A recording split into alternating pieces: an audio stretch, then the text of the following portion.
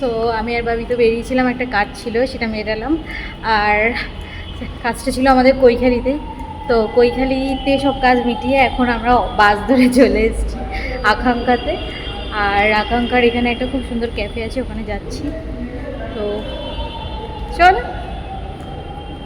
এই জায়গাটা তো আকাঙ্ক্ষা সবাই চেনে, এটা একটা বেস্ট জায়গা বন্ধুরা মিলে আড্ডা দেওয়ার জন্য। দীপ আর পোল্টেকেও ফোন করেছিলাম, ওরা আসছে বললো। ততক্ষণে ভাবলাম একটু পাপড়ি চাট খাওয়া যাক, আর এখানকার পাপড়ি চাট ভীষণ ভালো খেতে। তারপর তো চলে গেছিলাম আমার ফেভারিট কাবাব রোলটা খেতে। আমি চ্যালেঞ্জ নিয়ে বলতে পারি, নিউ টাউন চত্বরে এখান থেকে কাবাব চিকেন র্যাপটা খায়নি এমন কোনো মানুষ নেই। এতটাই ভালো খেতে হয় এখানকার এই চিকেন র্যাপটা। ওরা আমাকে কোনো পয়সা দেয়নি, বাট চোখ বন্ধ করে আমি তোমাদের বলতে পারি এই কাবাব মে হাড্ডি থেকে একবার এই র্যাপটা ট্রাই করে দেখতেই পারো। তারপর তো পোল্টে ওরাও চলে এলো, আর আমরা গেলাম একটু আইসক্রিম খেতে। এত গরম লাগছিল, আমরা একটু রিফ্রেশ হওয়ার জন্য কিছু মকটেল আর আইসক্রিম খেতে গেছিলাম। আমরা আইসক্রিম আর লাইম সোডা খেলেও পোল্টে কিন্তু ওর চাটা ছাড়েনি। এই গরমের মধ্যেও নাকি ওর চা খেতে হবে, বোঝো কাণ্ড।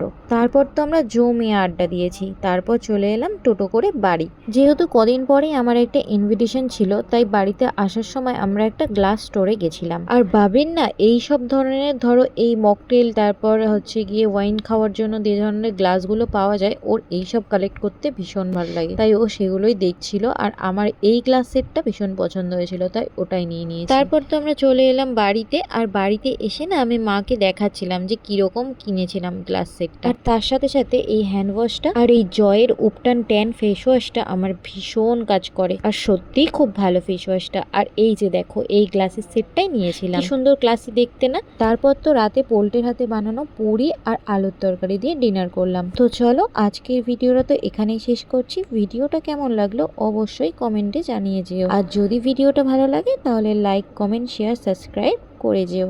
চলো তবে টাটা, আজ আসি, দেখা হবে পরবর্তী ভিডিওতে। বাই।